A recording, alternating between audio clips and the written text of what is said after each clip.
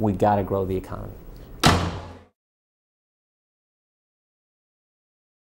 Congressman, the Republican Study Committee under your leadership has introduced the Spending Reduction Act of 2011, which you say will reduce federal spending by $2.5 trillion over 10 years.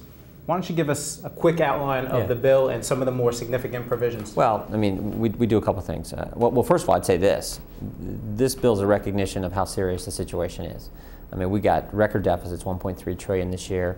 We got a record national debt, 14 trillion, projected to go upwards of 20 trillion dollars over the next several years. So this bill recognizes we got to get serious. There's a window of time that I think is rapidly closing where if we don't take action, really bad things financially are going to happen to this country. So we introduced the Spending Reduction Act. It targets discretionary spending, non-defense discretionary spending.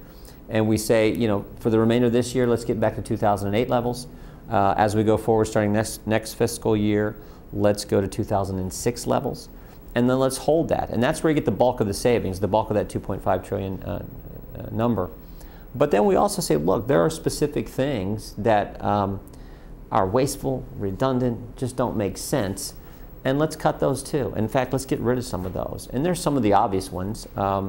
You know, high-speed rail, 35 miles per hour rail. It's so funny how it's always called high-speed rail. NPR. The fact, if you would cut the federal travel budget in half, you'd save $7.5 billion.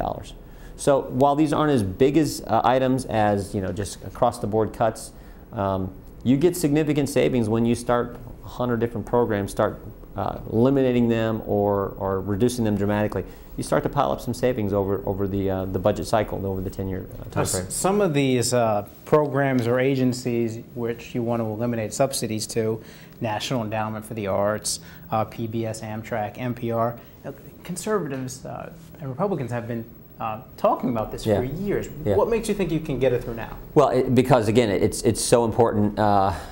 The situation is so dire that we have to do what families do, what small business owners do. When things are tough, they cut back, and you have to set priorities, you have to make decisions, and sometimes they're not always easy. When families are faced with tough times, they can't always do the same things they did before. And so we have to be willing to do the same thing. And I actually believe that the situation we face is so real and so dire that we have to have everything on the table. In fact, this I would argue is just a good first step. I mean, we're going to have to look at national defense. We're going to have to do it in a smart way because the security of the country is at stake, and frankly, that's where the Constitution says we should spend your tax dollars. But that's got to be on the table. The so-called entitlement programs, mandatory spending, that has to be on the table as well. I mean, everything's got to be on the table. And then what we also have to remember, and this is critical, we got to cut spending, we got to include everything, we got to be smarter about how we do all this, but we also have to have economic growth.